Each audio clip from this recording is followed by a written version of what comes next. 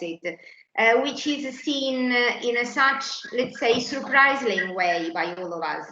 We are surprised because London is no more one of us, but it can also be surprising because of the opposite reason, for the fact that the UK remains in the EU for almost 47 years. And yes, 47 years is the story of the United Kingdom inside the European Union, and the United Kingdom represents the first enlargement of the former European communities. It was the 22nd of January 1972 when the accession treaty of the United Kingdom, Denmark and Ireland to the European communities were signed in Brussels. And thanks to this treaty, on the 1st of January 1973, these three countries officially became members of the European communities at those time.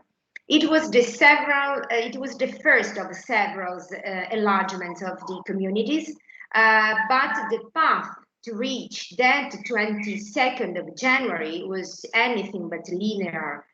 Indeed, it can be said that this first enlargement of the communities was troubled, and it took many years to reach an agreement that allowed the three countries to access it, while a fourth country, that is Norway, despite being present at the signing of the treaty, excluded itself in a definitive way from the EU membership because of a popular referendum. As we all know, the United Kingdom was not among the six founding members of the European communities, and at first it showed no inclination to be part of the European project. In the country, the predominant idea was that of creating a large free trade area in Europe, while French projects were not really appreciated by London. This was the main reason why, in 1960, its role was decisive for the creation of the EFTA, of the European Free Trade Association, which also included Denmark and Norway as well. However, in August 1961, the Prime Minister of the United Kingdom, Macmillan, although not everyone agreed in the country, presented the first official application of the UK for the EC. The country feared, first of all, a negative effect of this possible membership on the trade relations with the Commonwealth, and also on the British agricultural interest. However, the presentation of that application did not have the desired effect. A fundamental role in this context and in the following years, actually, was in fact played by the President of the French Republic, the General de Gaulle. Charles de Gaulle fought hard to prevent the entry of the United Kingdom into the communities, vetoing British applications twice. The first veto came precisely because of the application of 1961. In 1963, de Gaulle set impossible conditions for the English entry, and the General saw Great Britain as the American Trojan horse. De Gaulle was firmly convinced that the United Kingdom would always place relations with the US as a priority over with the other EC states. So his main fear was that the British entry would lead to a kind of Americanization of the European project. And that, for that reason, the United Kingdom would try to slow down the integration process. De Gaulle had actually little faith in a real desire of the United Kingdom to adapt to the European project. Well, seeing today after the Brexit what de Gaulle's fears were in 1963 can, how can I say, somehow make us think. Well, however, the long and troubled assess path was only just the beginning. A new Prime Minister, Wilson, presented the UK application for the second time in May 1976. This time too, he clashed with the opposition of de Gaulle. This second no is remembered as the Grand No, using the French expression. With the acquisition of the member status, the United Kingdom would have had to undergo a profound economic and political transformation. So if London had entered without the total conviction of wanting to commit itself 100% to the European project, submitting also to the acquis communautaire, the UK would have represented a huge risk for the entire structure of the communities. If it had not submitted to the standards, for example, of the common agricultural policy, it would have risked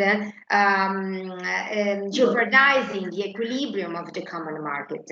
So France could not in any way allow this to happen, as at that time it was the strongest EC country in the system and could not afford to see it implode. Despite this, Wilson was firm in his will to assess the European communities, especially since the United Kingdom had begun to have more and more economic problems, and it was no longer possible to remain outside such an important economic and trade project. And just then, in a very short period, various events followed one after the other, and these events would have substantially changed the framework. In 1969, for example, following a referendum, de Gaulle retired and he was succeeded by Georges Pompidou. The political figure of this man was fundamental for the entry of the United Kingdom into the European communities. At the same time, well, 1 year later, in 1970, Heath became a prime minister in the United Kingdom. Heath was willing to come to any compromise in order to get the country into the community, and despite not having mentioned this issue during the electoral campaign, immediately after taking office, he began the negotiations with Brussels in the view of a third application. At that point, however, the main problem was that the EC had changed a lot from the community to which the first application for the membership was made in 1961. So the integration process had to proceed, and the idea for a more political union grew more and more together with the economic and also monetary integration. This consequently created a great number of implications for the state that wanted to assess it, in particular from an economic but also from a financial point of view. It was supported by Pompidou, and this proved to be fundamental for the creation of the favorable willing to let the UK enter as a full member, especially because in the meantime, the 6 founder countries had already reached an agreement for the common agricultural policy in 1962, and the eventual entry of the country would have brought significant economic benefits to France itself. To give a clear signal of these intentions, a Pompidou summit was held at the Élysée in May 1971, and so let's say hidden somehow by or behind the official speeches, both Eat and Pompidou discussed very important issues related above all to the economic, financial and monetary problems of the communities. And there were also the issue of the possibility of creating a single currency, for which Pompidou needed also the English support. The two politicians agreed, although very little reached the public opinion. In the aftermath of that summit, France totally supported the British entry, and thus began the real negotiations, thanks to which they tried to address the concerns about the maintenance of trade relations with the country of the Commonwealth through several specific concessions that are written down in the two annexed protocols that are the number 17 and the number 18. However, entry into the EC entailed enormous economic and financial costs for the United Kingdom, and the discontent of the people who had little known about the agreements between Pompidou and Eat was no longer coming. In fact, in January 1972, the accession treaty of Denmark, United Kingdom and Ireland was signed, became effective in the country as from the 1st of January 1973, without a popular consultation on the subject. The effect of all these manifested, of all these things was manifested already in 1974, when it was proposed to renegotiate the terms reached for English membership. It was the first and the only case of renegotiation of an accession treaty, through which the British asked for some concessions to the other governments of the European member states. In this regard, the new Prime Minister, Wilson, called a referendum in 1975, in which the British people were officially asked for the first time whether or not they wanted to remain in the European community. With 67% of yes, the people agreed on the membership, and the United Kingdom became fully part of the community. As a member of the EU, Great Britain has, however, often opted for the so-called opting out clause. Two cases above all are, for example, the opting out from the social policy included in the Maastricht Treaty in the first pillar, and also the status of non-member of the Eurozone. 34 years after the entry of the Great Britain into the Union, the Lisbon Treaty established for the first time into the history of the European integration the possibility for a member of leaving the EU. This will be the starting point for the Brexit. But I think I have already taken too much time from our rapporteur, so I immediately leave the floor to him. Thank you. Well, thank you very much. Thank you very much for setting that in its historical context, because indeed, I think Brexit cannot be seen without going back a little bit, as you started, into the history of British membership of the European Union. And indeed, one thing that one often hears said is that Britain was only a half-hearted member of the European Union because it was not in the Euro and it was not in Schengen. It did eventually join the social chapter of Maastricht after initial hesitation under a Conservative government. But for the Euro, it did not. But of course, it's not the only country in either of these respects not to be a full member of the Euro or of Schengen. And in other regards, the United Kingdom became a driver of integration. The creation of a fully integrated single market was strongly supported by the United Kingdom. The development of the EU's research programs, environmental policy. On those things, Britain was right at the heart of Europe. So 5 years ago, 6 years ago, nobody really was expecting a decision to leave the European Union. So why did that happen? How did it arise? Going back before the referendum,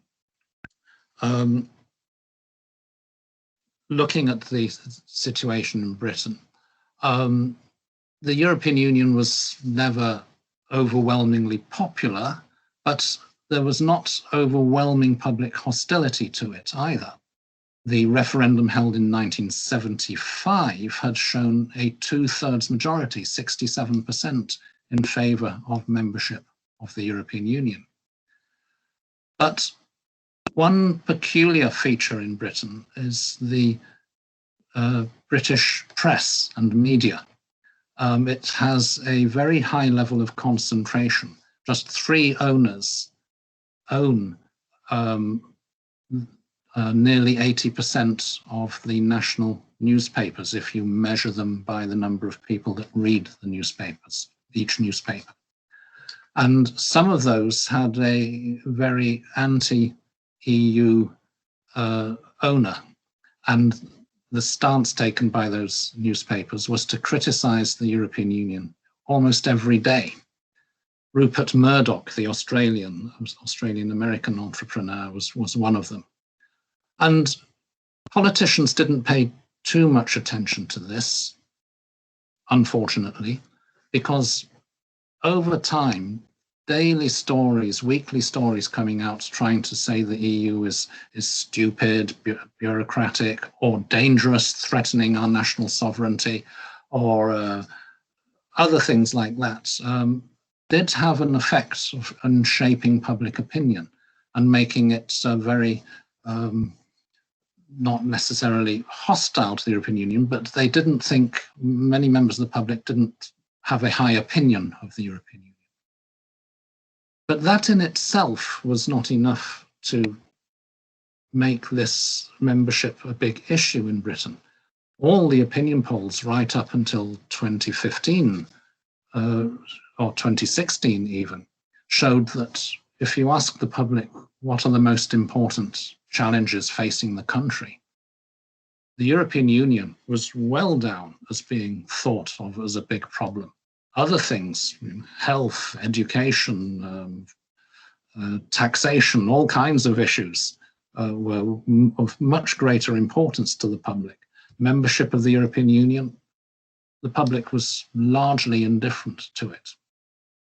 The driving force towards Brexit that led up to Brexit was in certain political circles, mostly on the right wing of the Conservative Party. There were two schools of thought, 2 drivers of this.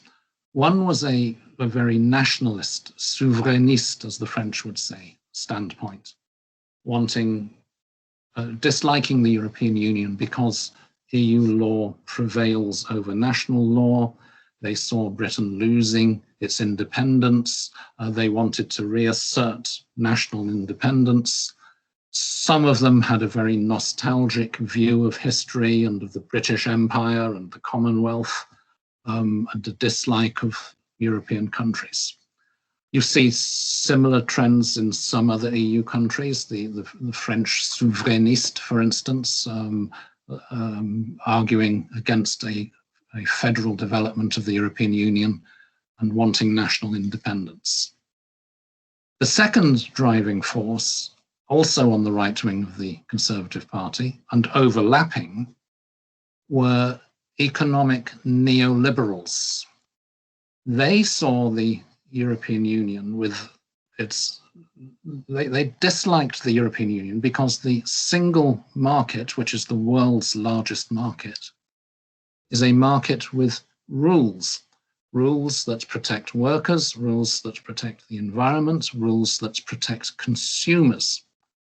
Rules that, in my view, could be better, but they were significant enough for the neoliberal right to dislike them intensely. They wanted to break free of European regulations. They described it as red tape and bureaucracy and costly. They wanted an economy based on lower legislative standards and more competition, a free-for-all where big companies could do what they want without having to respect minimum rights at the workplace, without having high standards of consumer protection rules that they have to adapt to, or environmental standards. So these two overlapping groups on the right wing of the Conservative Party started to develop a narrative of hostility towards the European Union. They were one of the reasons why Britain didn't join the euro, but they also began to argue that Britain should leave the European Union. Now, even within the Conservative Party, they were, for a long time, a minority.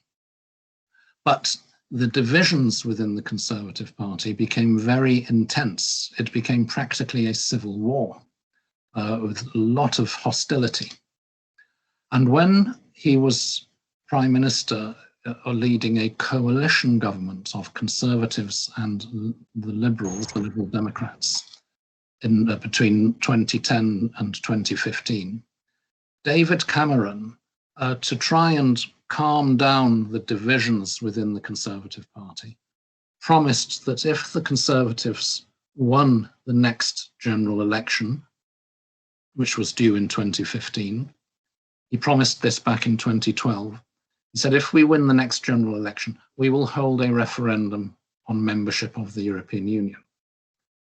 Now, at that time, most people thought, well, he's never going to be in a position to deliver on that promise. He probably thought that himself. This was an easy way to calm down the right wing of his party, but he would never actually have to do that, because at that time, nobody expected the Conservative Party to actually win the 2015 election with an absolute majority of seats. They thought that at best they might be able to keep their coalition with the Liberal Democrats, but the Liberal Democrats would not accept such a referendum. So Cameron made this promise, never thinking he would have to deliver on it.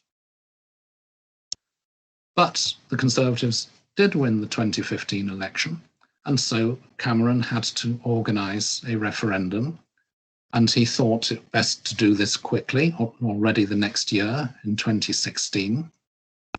And he was very complacent about it. I know that he said to his fellow members in the European Council, oh, I will win this referendum 60% to 40%. Britain will vote to remain. He thought it would be easy.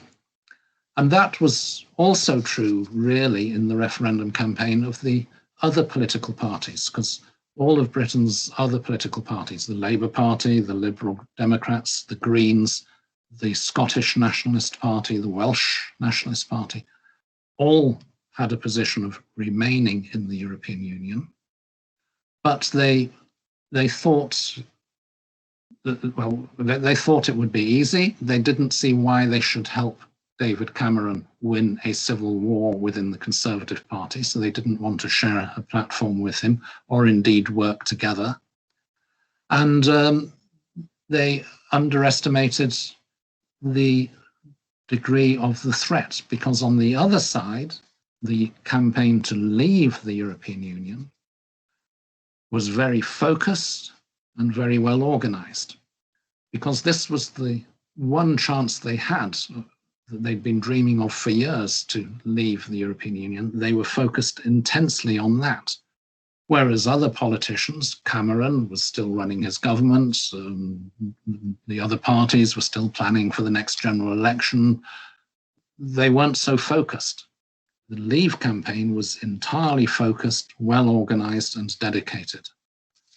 They also were among the first to exploit the new campaign techniques via social media that we are now becoming so familiar with, but at that time was still not so well known, of directing different messages to different people on Facebook or on other social media, tailored to the preferences of that person. So they would often be arguing in favor of Brexit for one reason to one group of people, and for a completely contradictory reason to another group of people.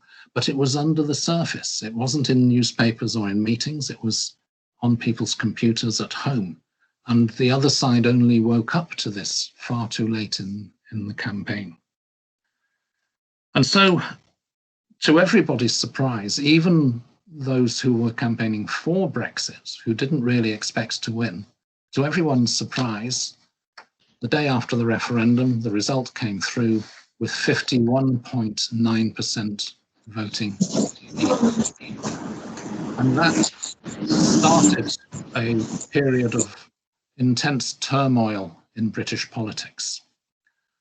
For a start, the referendum result was so narrow, just 51.9%.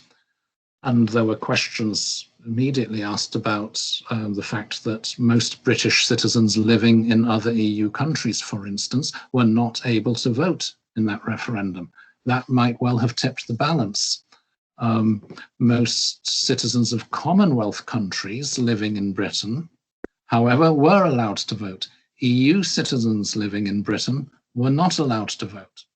So there were questions about that result for a start, but legally it was only an advisory referendum. It was up to the British Parliament to decide what to do about it.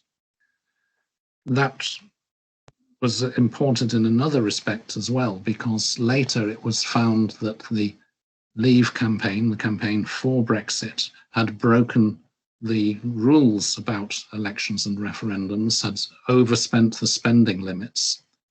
But that could not overturn the results, because the result was only advisory. It was up to Parliament, the British Parliament, to decide what to do.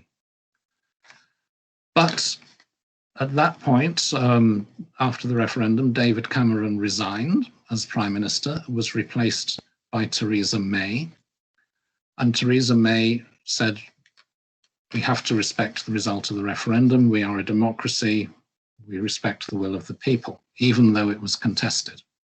And the Conservative Party largely swung behind her. Other parties found it difficult as well. The Labour Party, which I am a member of, although it had campaigned to remain, found that most of the parliamentary constituencies represented by Labour members of Parliament had voted to leave, though within those constituencies, most Labour voters had voted to remain.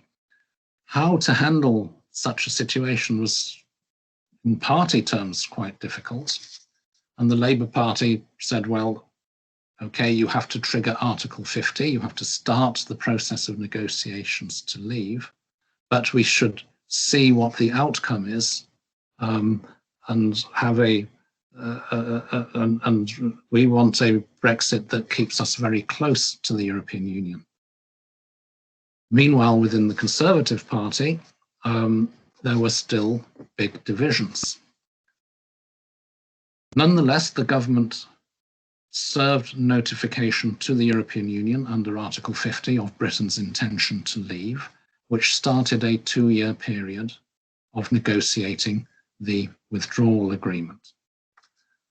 But Article 50 also says that that withdrawal agreement must take account of the future relationship between the country that is leaving and the European Union.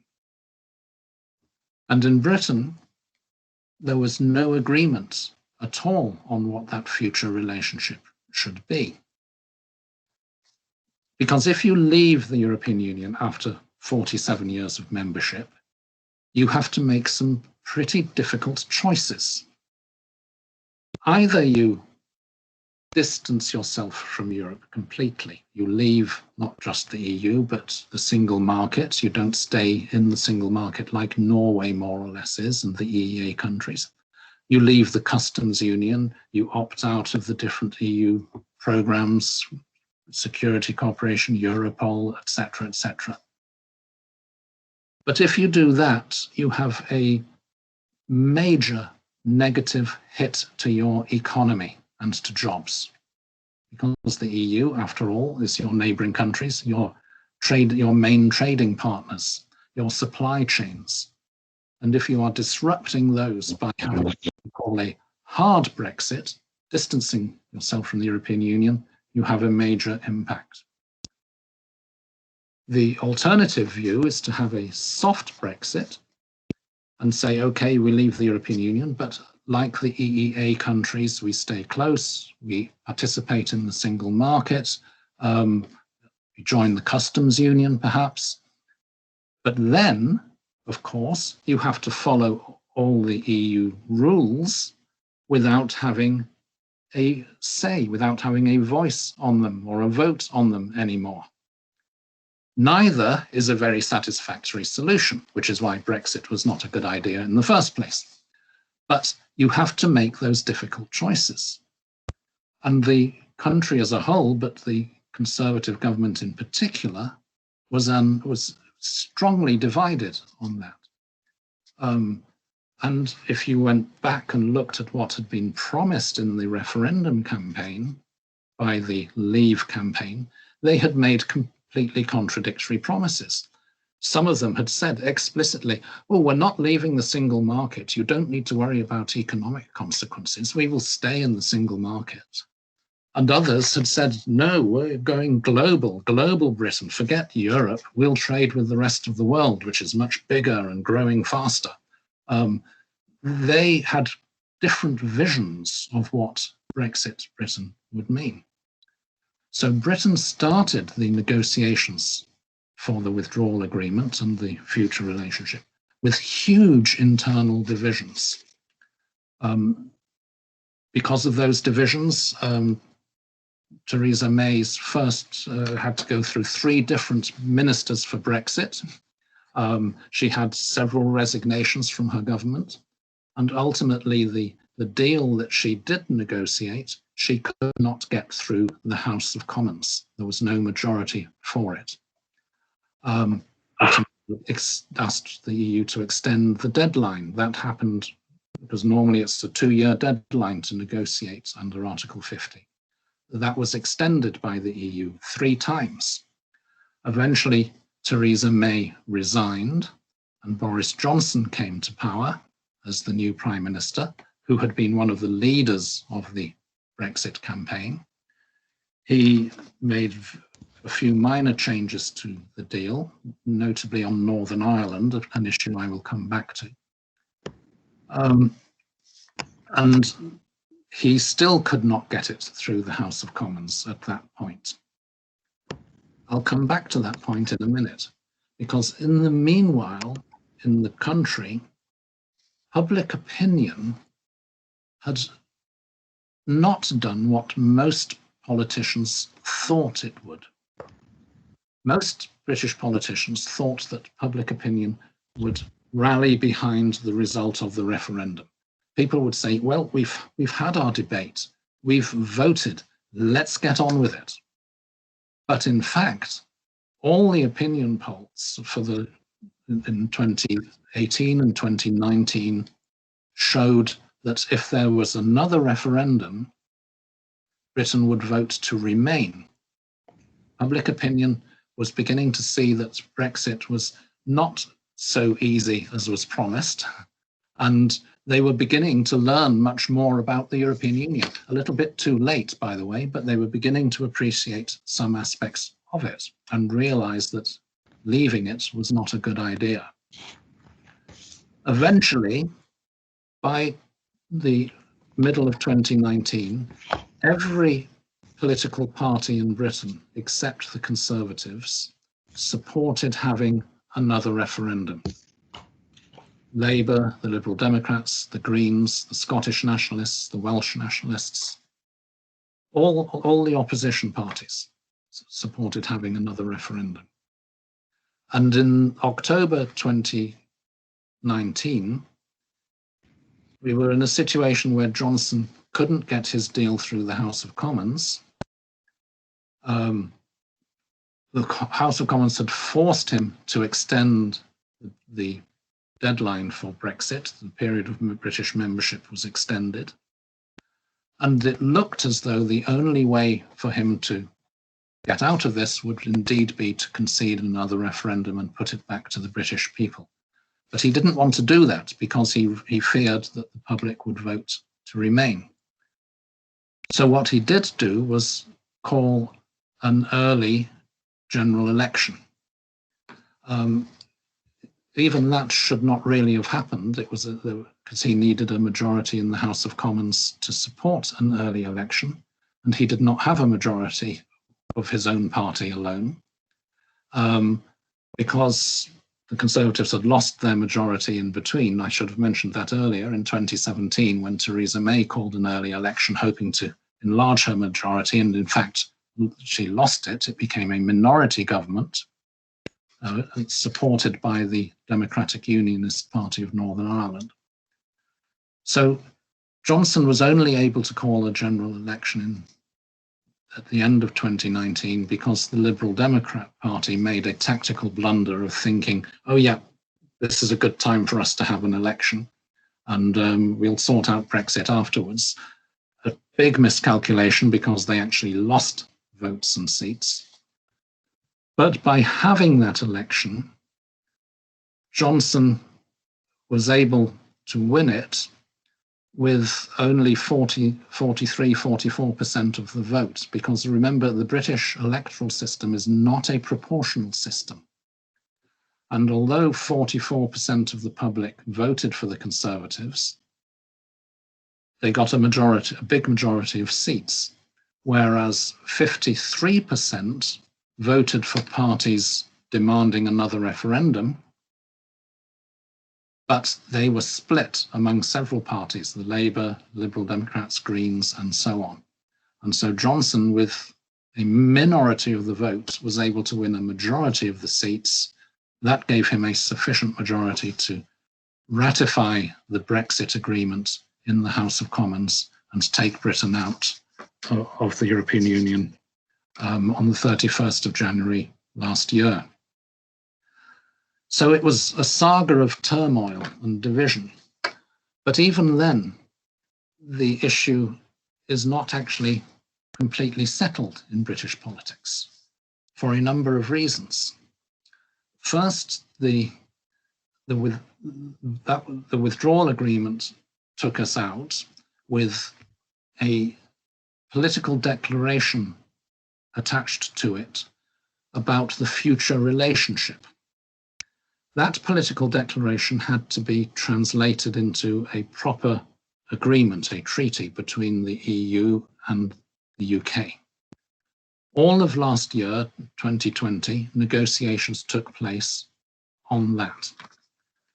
The first thing to note is that Johnson did not respect what he had agreed in the political declaration. For instance, it provided that there would be a close cooperation on foreign policy and security. The new agreement makes no provision whatsoever on that. And there are several things that he changed or refused to implement in that respect. Second, well, let me think now. Yeah, so all of last year he negotiated on that deal. It was only finally agreed the day before Christmas last December. And it provides for a trade and cooperation agreement between Britain and the EU. But it's not a very satisfactory agreement. First, it is incomplete. It leaves a number of issues still to be settled. The question of trade in services, for instance, not least financial services, which are very important for Britain, has not been settled by the agreement. The question of how Britain might participate in, as is agreed in principle, in continued research programs, the Horizon project of the European Union. That still needs to be settled. The question of how the agreement will be governed, with a proposal for a network of joint ministerial committees and a parliamentary assembly, that still has to be filled in. So it's incomplete. It's also a bad deal in many ways. The highlight is that it gives British manufactured goods, agriculture and manufactured goods, tariff-free access to the European market, and vice versa. But there are two problems. One is that that access is conditional on the UK keeping a level playing field, keeping up with European standards on consumer rules, health and safety of products, environmental standards, and workplace rights.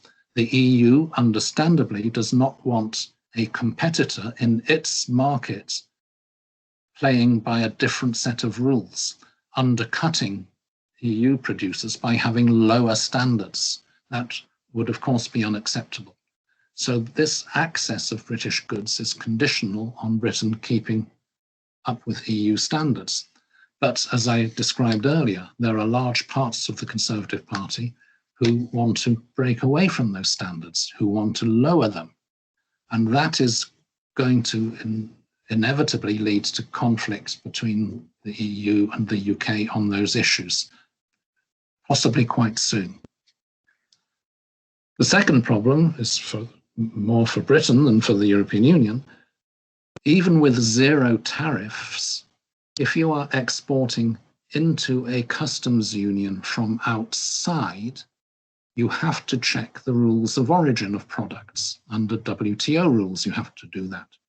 You have to check that this good coming into the European market, this product, actually is a British product, not a Japanese one that's been rerouted via Britain to avoid an EU tariff, for instance. Those checks involve a lot of paperwork, red tape, checks at the borders, things that British companies trading within a single market have not been used to. They've never had to do it within their main market and their supply chains for decades. That is proving to be costly. There have been some dramatic falls in British exports to the European Union in the first few months of this year when these new provisions came into effect. And that's just on the economic side. There's other aspects of the deal which Britain is finding, and the British public is finding highly problematic. The fact that Britain no longer has access to Europol databases, the Schengen Information System database, for instance, so that at the border or when policing domestically, you cannot immediately find out if somebody is a wanted criminal or a missing person or whatever. These are not exactly beneficial. And there is no phytosanitary agreement on agricultural products and fishing products. Britain is leaving the common set of rules on that. And if Britain is not governed by the same rules, then those products entering the EU have to have sanitary checks and phytosanitary checks. And those are costly, and they delay the trade, which for fresh products like fishing and shellfish and agriculture is a catastrophe. Now, the UK could have negotiated to stay within the EU rules on that, but it chose not to. The deliberate choice by Johnson to have a hard Brexit, prioritising sovereignty over the economy, is having huge economic consequences in Britain. There are other important internal consequences for Britain. As I'm sure you know, in the referendum, Scotland voted overwhelmingly to remain, as did Northern Ireland. Now in Scotland, there is, as you probably know, a strong movement for independence. They had had a referendum on independence from the UK, from the rest of the UK, back in nearly 10 years ago, eight years ago now, which had produced a majority against independence. But one of the arguments used in that referendum was to say, well, if Scotland leaves the United Kingdom, we will also be leaving the European Union. That would be very bad. So if you don't want that, you must vote to remain in the United Kingdom. Then, of course, a few years later, the United Kingdom drags Scotland out of the European Union against its will. So in Scotland, understandably, the Scottish nationalists, independentists, are saying, we want another referendum on independence. And then we, as Scotland, would apply to join the European Union separately. That's a big issue now. And opinion polls show that if there were another referendum in Scotland, there may well be a majority to leave the United Kingdom. And so you're contemplating the possibility of the United Kingdom breaking up. We have in 5 weeks' time elections to the Scottish Parliament, and it's possible there will be a majority for parties demanding another referendum, and it will be difficult for the UK government to refuse to allow another referendum in those circumstances. Meanwhile, in Northern Ireland, the majority had voted to remain in the European Union, and the consequences of Brexit for Northern Ireland are particularly dramatic because the border between Northern Ireland and Ireland, the Republic of Ireland, is the only land border between the EU and the UK. And it's a border that goes in and out of between villages, through villages, and so on. It's a border that is impossible to really check and to police, let alone to set up customs checks and checkpoints. Also for political reasons, because as you probably know, nearly half the population of Northern Ireland would prefer to be part of Ireland. A bit more than half up to now have preferred to be part of the United Kingdom. And it's a very delicate political situation, diffused by the Good Friday Agreement 20 odd years ago. But any attempt to turn that into a hard border would be politically and economically devastating for Northern Ireland. So what was agreed instead was to have a boundary, rather than a border, a boundary down the Irish Sea between Great Britain and Northern Ireland. And the Northern Ireland remains effectively part of the single market and the customs union. The customs checks will be between Northern Ireland and the rest of the UK. That's an extraordinary agreement that was reached. But many of the many people in Northern Ireland don't like that either, because it disrupts their trade with the rest of the United Kingdom, which is still economically very important for them. A special protocol was agreed and signed between the UK and the European Union on Northern Ireland to try and minimize the disruption that this will cause. It's Brexit causing the problem. The protocol tries to solve some of the problems. Now, this protocol is disliked by the right wing of the Conservative Party, who say there is a border through the middle of our country. We don't control it. You can't send products from one part of the United Kingdom to another without checks and forms to fill in. This is not acceptable. But the government did negotiate it, did sign it. The House of Commons did ratify it. And what Boris Johnson has been doing recently is to say, well, we'll postpone the full application of this protocol until the end of next year. He decided that unilaterally. not by agreement with the European Union. So he is breaking international law by doing that. That will be another issue where Brexit continues to cause disruption in British politics. So it's, perhaps I should now come to an end. Perhaps there's time for questions. It is a long saga. It's been a long saga of turmoil in British politics. A majority of the public opinion in recent polls still say Brexit was a mistake, but politically the government has a clear majority in Parliament, at least until the next election in 2014, 2015. It's not easy to reopen that and say, let's rejoin the European Union, but it might be possible, well, at least in the short run, it might be possible to argue, and a new majority might decide to try and get closer to the European Union, to try and attenuate the devastating effects of Brexit and try and build a new partnership. Rejoining, maybe one day. British public opinion does sometimes go completely against something that it initially supported. In recent times, Britain's intervention in Iraq, for instance, which was strongly supported by the public when it happened, and nowadays you hardly find anybody who thinks that was a good idea.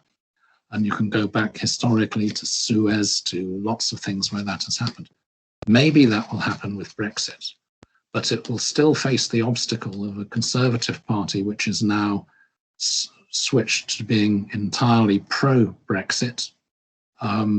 The moderate pro-European wing of the Conservatives has been largely excluded from the Conservative Party, and it remains one of our two main parties in an electoral system which favours the two largest parties. So if the Conservatives remain on their negative position, it makes it not easy to change that situation. Until perhaps we change electoral system, which there is a big campaign for, or until the Conservatives lose a general election outright. We will see, but the issue is not one that is done, dusted, and settled. I think that sums up my my history of the last 5 years, and I hope that's given you some insights. I'm very happy to take questions if that's possible. Thank you, Richard. Yes, definitely very, very interesting, because, you know, for us, Brexit was, as university was a very worrying issue, because generally we are used to cooperate also with the British universities. So the idea of, let's say, stopping a kind of cooperation in the European framework is something very fearing for us. Yeah. And moreover, the Brexit raises a lot of questions, because in Italy, as you know, we have people who are strongly against the European integration process. So the Brexit was a kind of example of, how can I say, loving the country and need to be out of a European framework. And we had a lot of information. Some of them were definitely fake news, also actually related to the Brexit. So having clear information is something very interesting and useful, also to have a clear idea of what really happened. We heard a lot about the soft exit, the mild exit, the strong exit. Someone intended to have a revenge of the United Kingdom because he, let's say, betrayed the European Union. Up to me, the biggest problem was the Lisbon Treaty. The new structure given to the Europe by the Lisbon Treaty opened several critical events up to me, also because generally we are used to imagine the European integration as a process, so meaning something that is going on. And I'm not sure that going out means going on or going farther. So this is my idea. And then the question is that generally with the Brexit, we have also the overlapping with another word that is nationalism. And hub to me is a very difficult and dangerous word, because generally nationalism is calling for another nationalism, and generally nationalism are ones against the others, so the tensions can be also very high. So thank you very much for your speech, because it was so full of things, of ideas, information, but also elements, and I think that also students can have questions for you. I'm asking to them, and I can see that there is an hand raised, but I cannot see who is. Please just open the microphone and talk. Yes, that's me. So thank you indeed, sir. It was very, very interesting. And my question is about the Labour Party today. So what is, in your opinion, the actual discussion? So I believe that especially under Mr. Corbyn's leadership, you know, there was not such a clear position between no deal, hard deal, or soft deal. And what about the unity of the party today? Thank you. Yes, I alluded earlier to the difficulty for the Labour Party having campaigned to remain and then finding that we lost, of course, and that especially in some of the Labour constituencies, opinion was strongly against, strongly in favour of Brexit, despite the party being against Brexit. There were other complications. Jeremy Corbyn himself was not an enthusiastic European. He never had been, and he wasn't very knowledgeable about the European Union. He did campaign to remain, but did so not very effectively nor very intensely in the referendum. But after the referendum, the party's initial position was to say, okay, we accept that you have to negotiate under Article 50, a withdrawal agreement, but we need a Brexit that works for Britain, does not destroy the economy, does not destroy thousands of jobs. In other words, it supported a soft Brexit.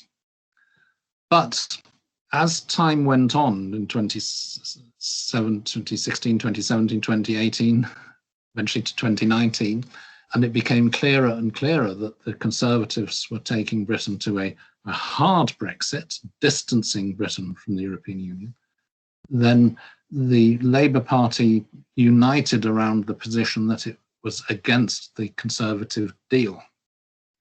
It took longer to get to a position of saying we should have another referendum and have the option of remaining in the European Union, reconsider Brexit completely. And there were some in the Labour Party who didn't want to go that far, either because they thought it was not the right thing to do, given that you had a referendum, however unsatisfactory, or because their own parliamentary constituencies had voted overwhelmingly to leave and they were nervous about that.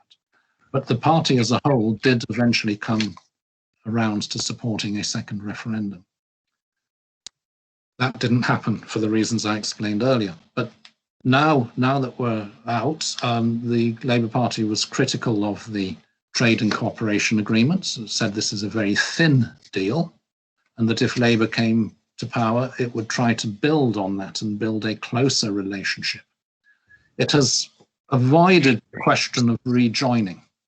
At the moment, the current leader of the Labour Party, Keir Starmer, is focusing completely on COVID, the pandemic and related issues, and has tended to not say very much about Brexit beyond criticising the meagre deal that the government negotiated.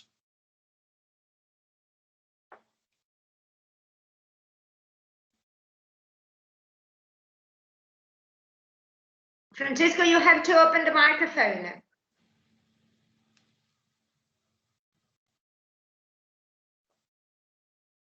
Okay, can you hear me? Yeah?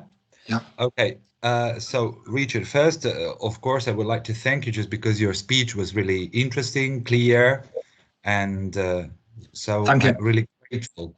Well, just one question. I know you don't have a special relationship with Nigel Farage, of course, but everybody knows that he played a crucial role in the Leave campaign just before the referendum. More about the way he campaigned, and maybe how important, how crucial was he in, well, actually the victory of the Leave. So I would be interested in that. Thanks. Yeah. Yes, his role was important, partly because having a political party to the right of the Conservatives put pressure on the Conservative Party. They were fearful of losing votes to UKIP and to Farage.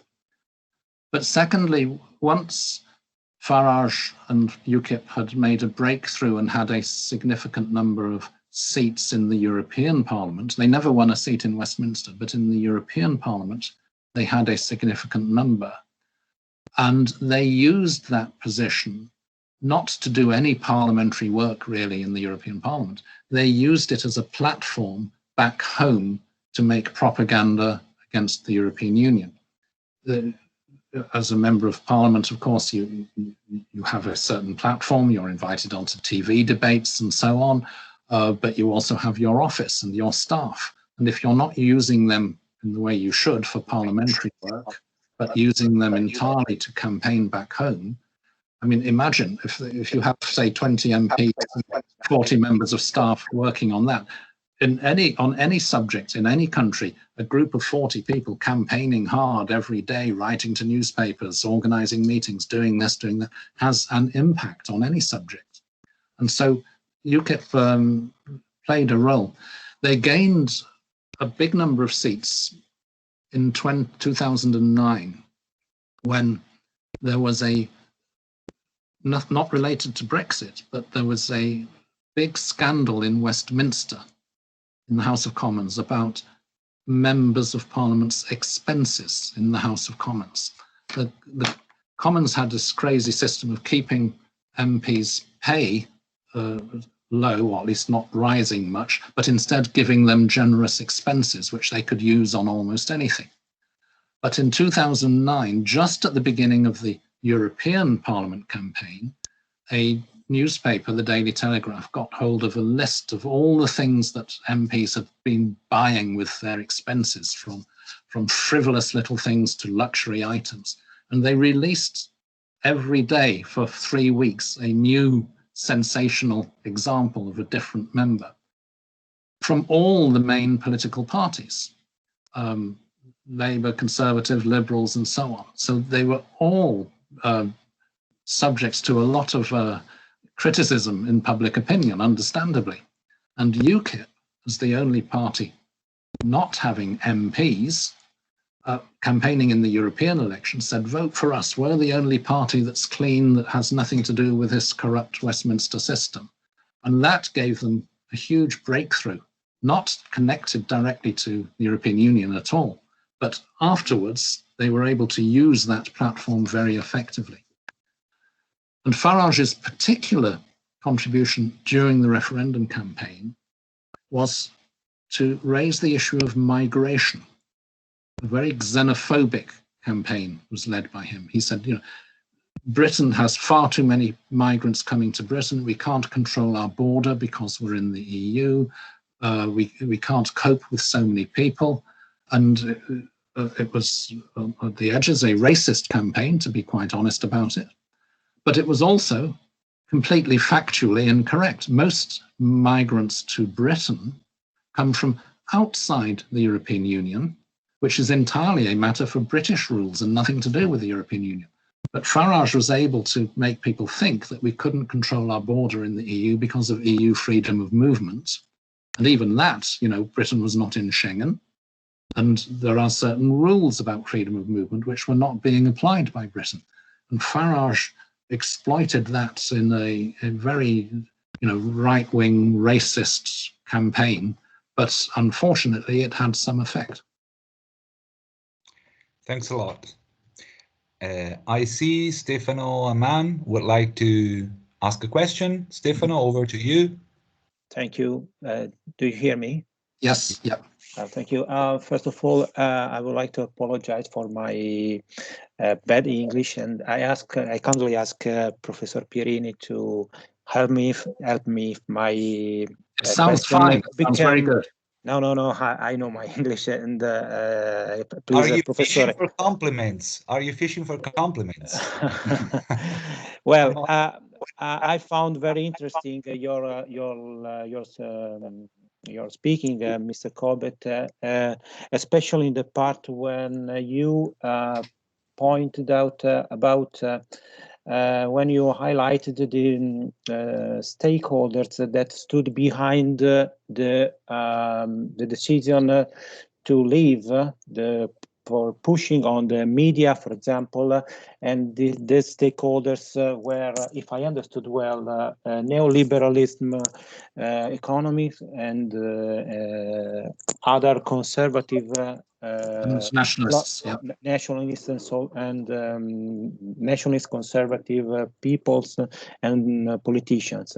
Well, it is strange from my point of view, or from this point of view in Italy, because if I know something about the English recent history, the United Kingdom retained, for example, the monetary sovereignty, and didn't agree about the fiscal compact treaty in about 10 years ago.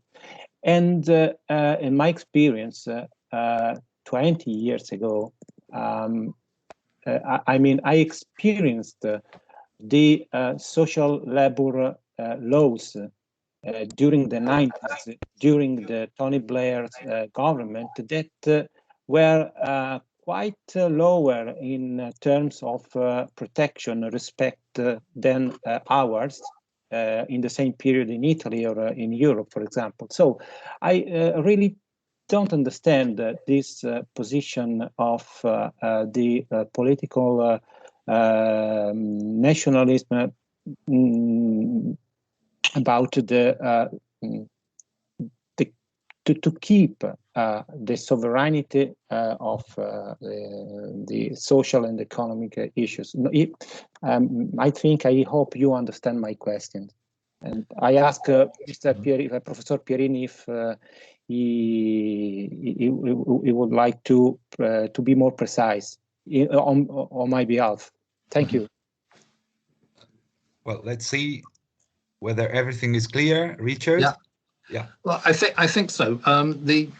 I was using the word neoliberal, not so much in the fiscal sense, like in the fiscal compact or whatever, but in terms of the degree to which an economy is regulated or deregulated. Neoliberals who don't like rules for the markets that protect workers, consumers, that apply high safety standards, that require workplace rights, a level playing field in that respect. Neoliberalism is a word, it depends on how you define it, but it can also mean refer to the fiscal situation, budgetary deficits, and so on. And of course, it's true, that's another debate, because Britain didn't join the EU's fiscal compact.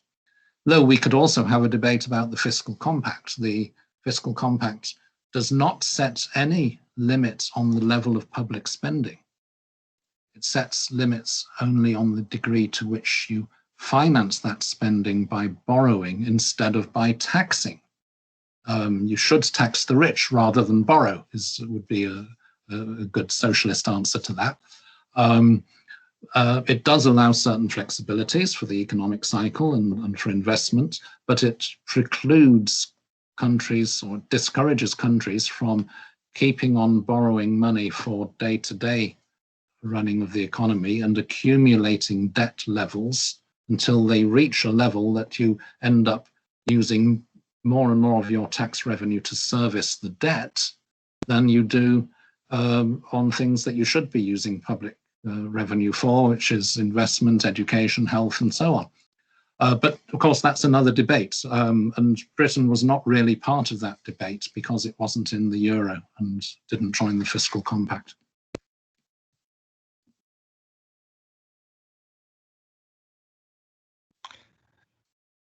Okay. Other questions? I switch into Italian just for a while to talk to the students. Ragazzi, se avete delle domande da fare, non ve la sentite di farle in inglese, le scrivete o ce le dite e noi le traduciamo per Corbett, d'accordo? Faccio una domanda. Hi, Mr. Corbett. My question is very easy, I think. What we should expect from Scotland, because I think 2 years before the Brexit, Scotland have a referendum to be part or not of the United Kingdom. And after Brexit, Scotland asked for another referendum, but England said, no, you can't have it. And what about the border between the two islands? Yeah, well, I did talk about those two things in my speech. So I don't know whether I should repeat that, but yes, indeed, Scotland had a referendum on independence 2 years before the Brexit referendum. It voted to remain in the United Kingdom. One of the reasons they didn't vote to leave the United Kingdom was that it would have meant leaving the European Union too initially. And now there are further demands for a referendum. The United Kingdom government has not yet agreed to having another referendum because the last one was supposed to be, according to the Scottish nationalists themselves, a once-in-a-generation decision, that you don't repeat that every few years. The Scottish nationalists are saying, yeah, well, Brexit has changed that because it's taken us out of the European Union against our will, and therefore we should have a new referendum. But we will see after the Scottish Parliament elections, which are in 5 weeks' time, if there is a majority that demands a new referendum, I think it will be difficult for the United Kingdom government to say no to having a referendum. Okay, thanks. Sorry, I didn't understand. Sorry. Okay. Maybe I didn't understand. Thanks. Is everything clear now? Yes. Yeah, right. Thanks. Is there any other question? Otherwise, I would like to ask. Dritan, I think that there is a question from Dritan. Yes, first Dritan and then Elena. Okay, right. Dritan, over to you. Hello, Mr. Corbett. I want to ask something about a specific point on your intervention that you talked before. The Brexit deal created a lot of problems for EU, but even for the UK. And one of those problems that got created, and for me is the bigger one, in my viewpoint, is the problem with the Scottish and the North Ireland. The idea that Scottish nationalists, for example, want to cut ties with the UK because they want to remain in EU. Is this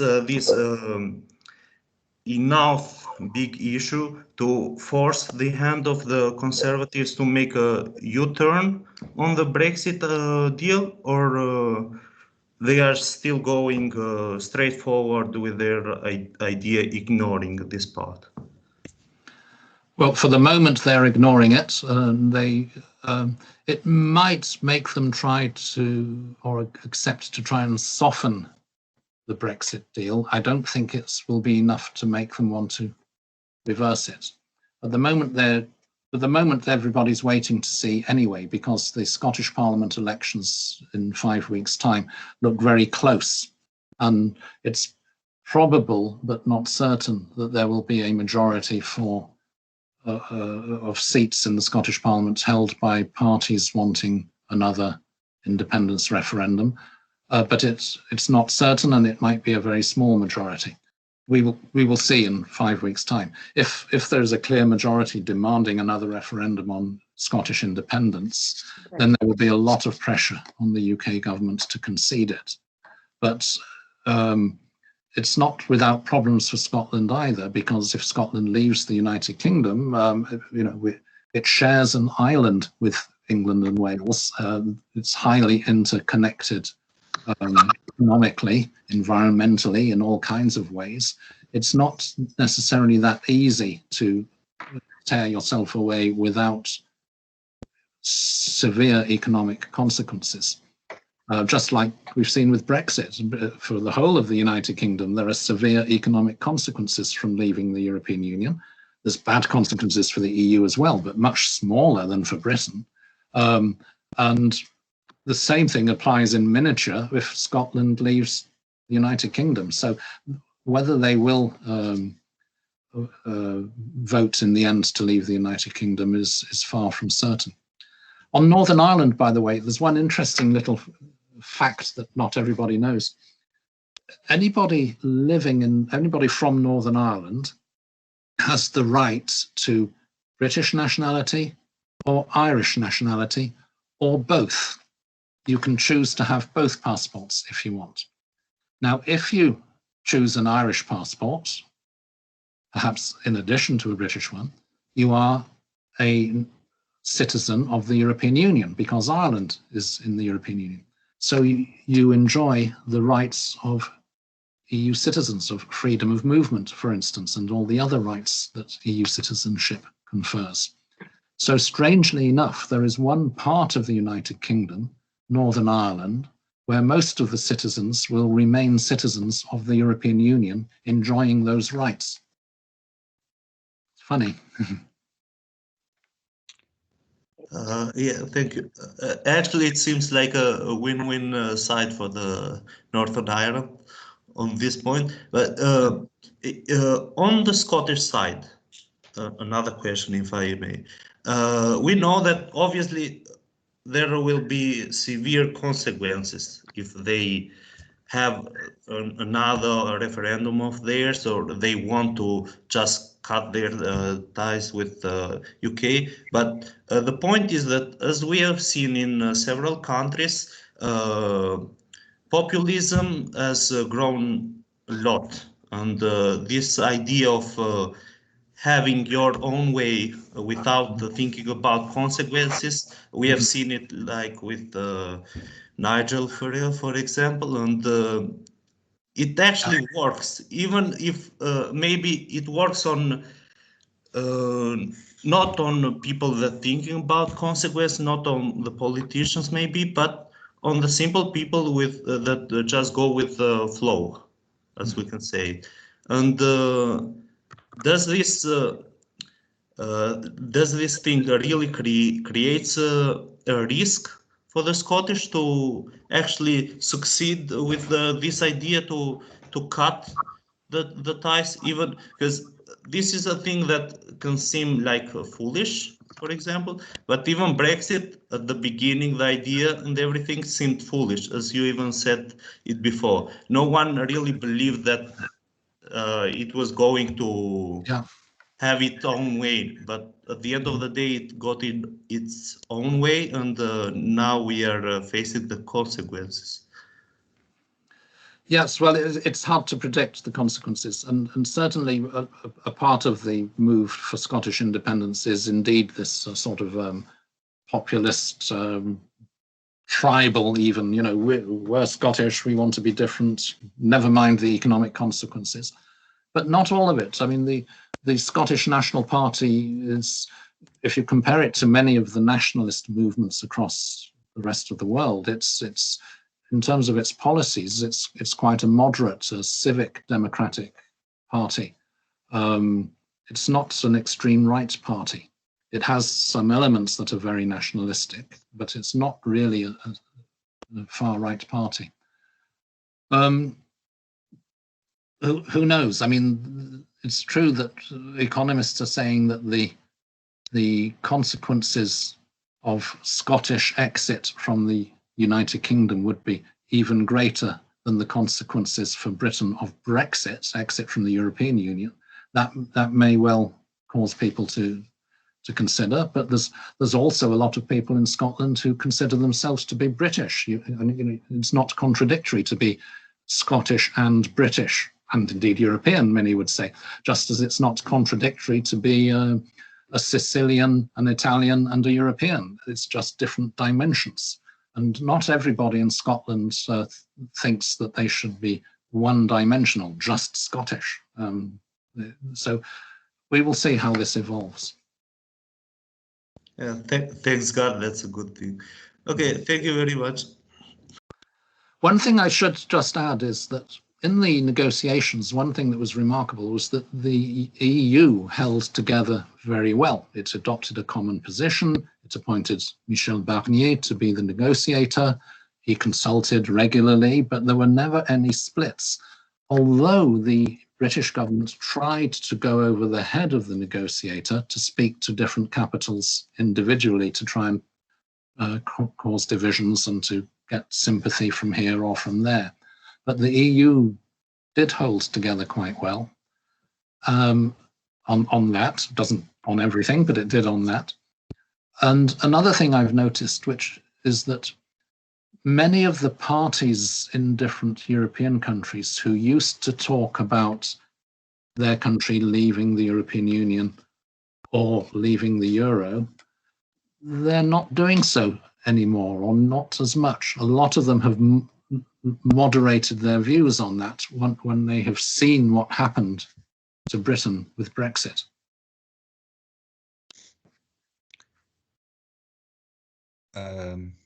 I have a question, Lara, if nobody else is... Elena, probably. Elena, right.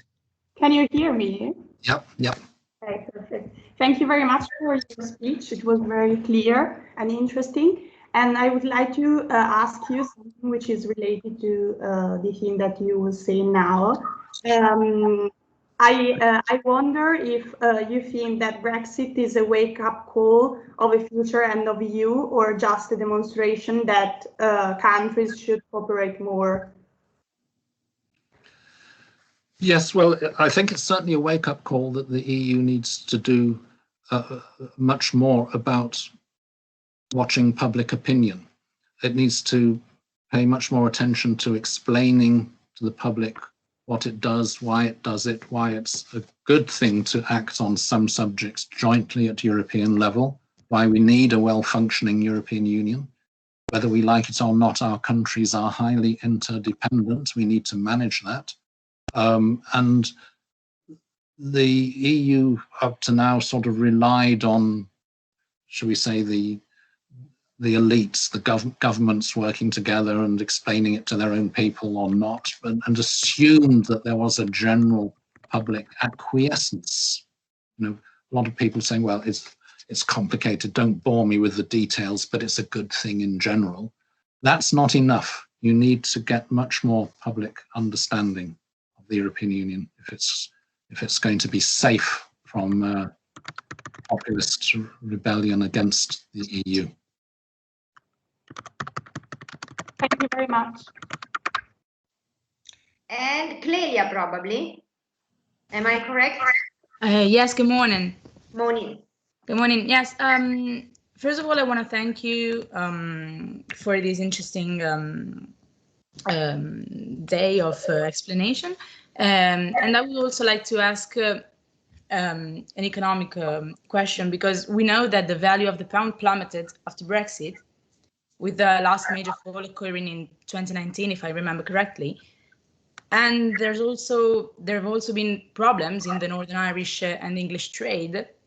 And I would like to know if how the British nationalists justified this decline, and is the explanation, well, now we're free from European ties, really convincing? Is this really sufficient for the English public?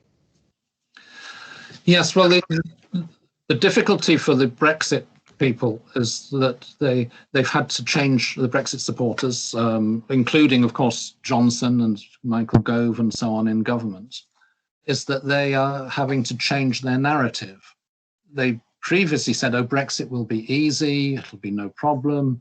The negotiations we hold all the cards in the negotiations. We're in the strong position. It won't be disruptive to the economy. In fact, it will save money that we can give to the health service. They portrayed it as being a very easy process. Now that all these problems and difficulties and costs are emerging, they're having to say, oh yeah, but these are transitional problems. In the long run, it will be much better. There's a bit of disruption now as we get used to new systems and so on, but eventually it will be better. Now, people notice that, that they are changing what they say to justify it, and that's not entirely credible. Some people say, yes, of course, yes, it was always a long-term thing. It's much better for the country in the long run, even if there are short-term costs. But given that they sold it to the public in the first place as being easy, smooth, not difficult at all, this is actually hurting their credibility.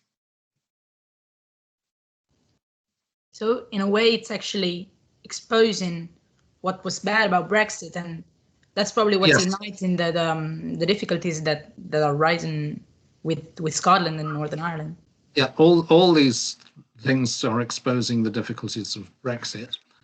One problem, though, is that at the moment, of course, all this is overshadowed by the COVID pandemic, and the government is trying to say that a lot of these economic difficulties are caused by the pandemic, not by Brexit. And they're hoping that anyway, public attention is focused on the coronavirus pandemic and not looking too much at other things.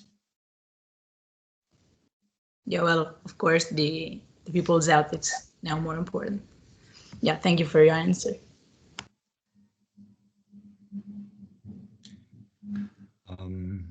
Can I? Francesco, yes.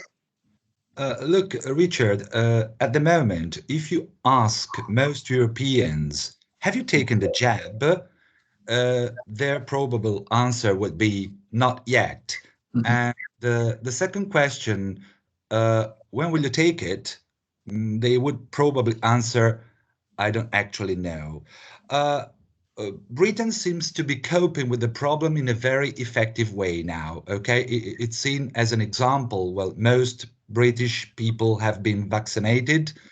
And look, do you think this is a way for some people in Europe to look at Brexit as a way of saying, when you do things by yourself, you may do them more successfully? What kind of impact might this issue have on skeptical Europeans? I mean, can you... Well, indeed, the Brexiteers in Britain are trying to say, you see, thanks to Brexit, we've been able to do things much quicker by ourselves and so on. That's not actually an accurate description of what happened. What happened last December was that the UK authorized the use of certain vaccines before the testing had been completed. Every other country in Europe waited until the European Medicines Agency said, yeah, these are safe. Britain jumped the gun. Any country could do that under EU law. There is an emergency clause which allows emergency national action on this. And in fact, Britain was using that clause because at the time, last December, it was still the transition period, and Britain was still subject to EU legislation on this, the same legislation as everybody else in Europe. But Britain used that clause to say, okay, we're going ahead. Now, this was an enormous gamble by the government. It was very risky, because if afterwards it turned out that the vaccinations were either not very effective or had major negative side effects, it would have been catastrophic. But the government took that huge risk, and it seems to have paid off. I know there are still doubts in some countries about AstraZeneca, But in general, you know, the problems are much smaller than the problem it's curing, namely COVID. You know, you have far greater risk not being vaccinated than you do by having a vaccination. Now, fortunately for the public health in Britain, that gamble by the government paid off. But let's face it, it was a risky gamble that happened to work. It's like playing roulette. Yes, maybe you win once, you're lucky, but don't do that time and time again and expect that it'll be fine every time. That seems to have paid anyway, so far. Yes, yeah, they were lucky, yeah. We were all lucky because it could have been catastrophic. Yeah. Thanks a lot, really. Federica, probably you have a question. Yes, good morning, everybody.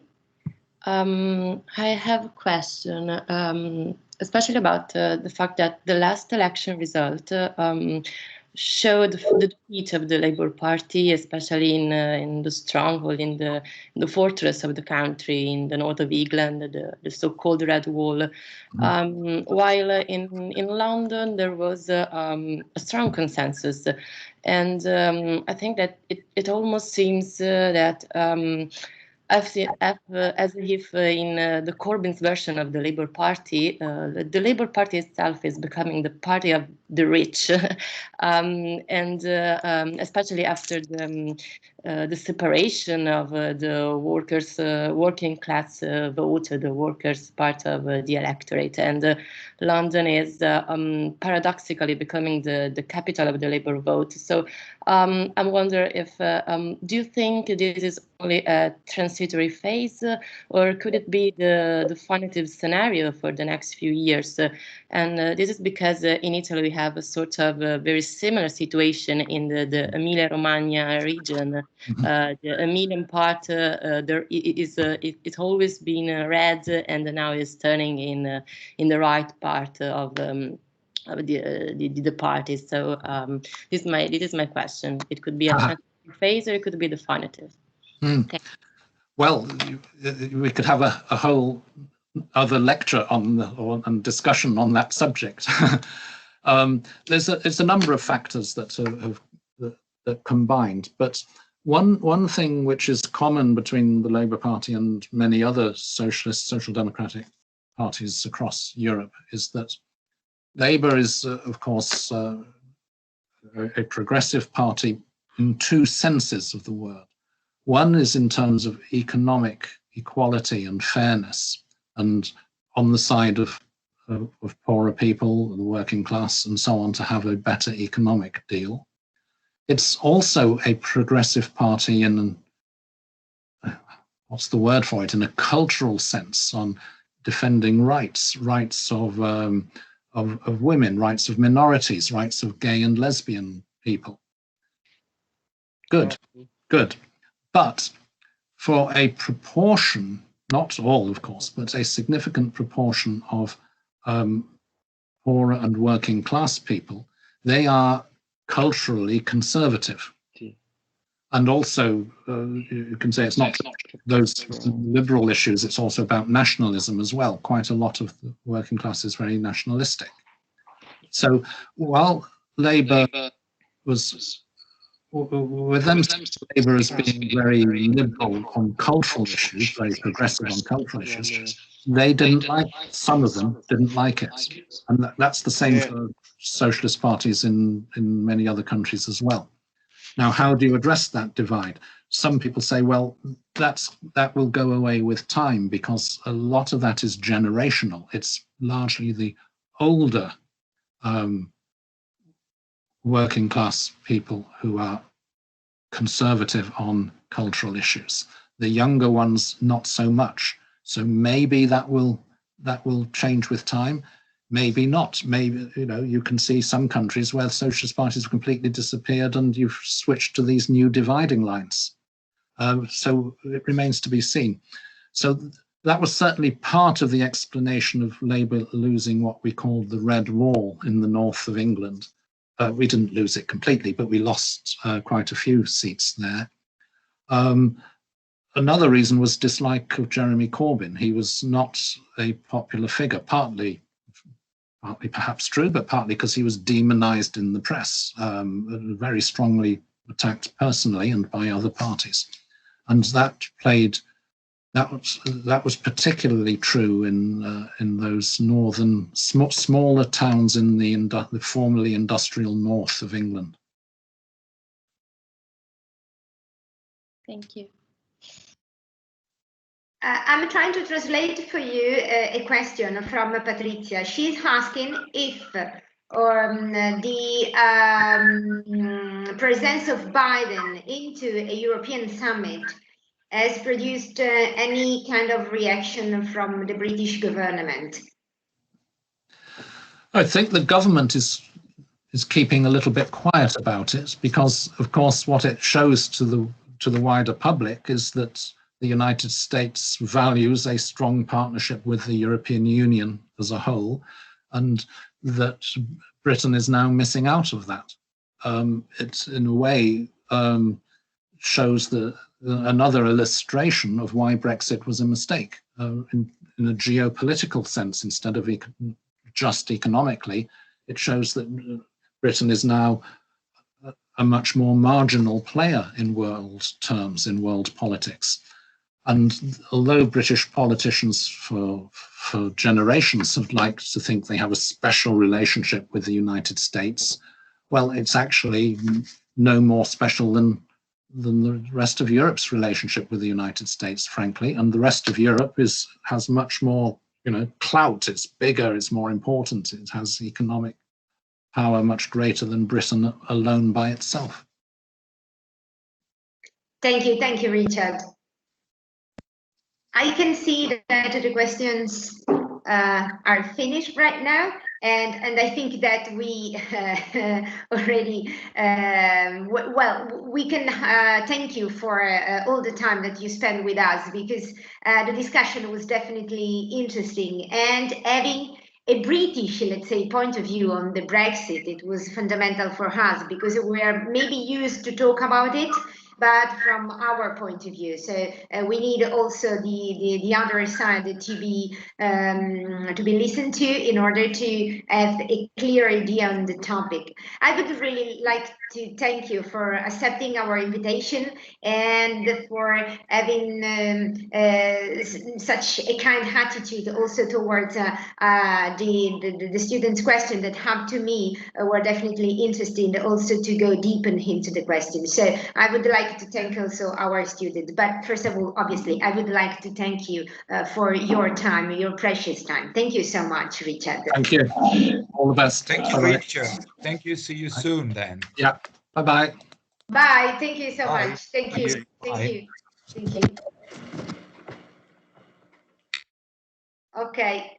Grazie ragazzi, veramente le domande secondo me sono state davvero tutte molto interessanti, quindi grazie anzi per aver anche animato il dibattito, perché secondo me è stato molto, molto interessante. Quindi vi ringrazio tutti, naturalmente poi nei vari nostri insegnamenti potremo anche riprendere le questioni che abbiamo magari toccato, sulle quali per quanto di nostra competenza possiamo magari approfondire. Cominciano le vacanze di Pasqua, mi viene da dire finalmente, e quindi auguro una buona Pasqua a tutti voi. Sì, davvero auguri, Happy Easter, diciamolo allora in tono con l'evento di oggi. E ringrazio anche tutti gli studenti di inglese 1 e 2 che sono intervenuti. Ci sarà, credo, occasione di parlarne, perché ci ha dato dei belli, veramente spunti interessanti, e so che siete sempre molto sensibili a queste issues. Quindi bene, riflettiamoci sopra e trattiamole poi nuovamente insieme a lezione. Nel frattempo, appunto, rilassatevi con le vacanze di Pasqua, ok? Grazie ancora a tutti, grazie Lara naturalmente per No, avermi... figurati, è stato un piacere. Fra, un ultimo favore te lo devo chiedere. Sì. Devi sconnettere Richard, perché ha tirato giù, come dire, lo schermo del computer, ma non si è sconnesso. Io lo vedo ancora perfettamente tra noi. Sì, allora, mi stai chiedendo una cosa dove se io clicco sui 3 puntini vicino a Richard... No, vai sull'elenco dei partecipanti, poi vedrai il suo nome Richard Corbett o RC, non mi ricordo come è registrato, da lì tiri giù i 3 puntini e lo stacchi dalla riunione, non so come altro... Sì, allora, non so perché, tra l'altro non sono riuscito a scaricare l'elenco dei partecipanti, perché sarebbe stato comunque interessante. No, Quindi, ma adesso proviamo a farlo. A parte che dovremmo anche fermare la registrazione, che magari dei nostri chiacchiericci non interessa allora, più nessuno. però guarda che io nella lista Richard Corbett non ce l'ho più scritto, quindi credo che non ci sia. O è rimasto appeso, ma in Io realtà... lo vedo vicino a te, nel mio No, schermo. ho capito, ma nella lista dei partecipanti il nome, non so se i ragazzi possono confermarlo, ma io non leggo il suo No, nella lista No, non è presente. Non è presente Lara, quindi Allora va bene, probabilmente ok, perfetto. è uscito. Ora posso sicuramente, io avevo attivato la registrazione, quindi la interrompo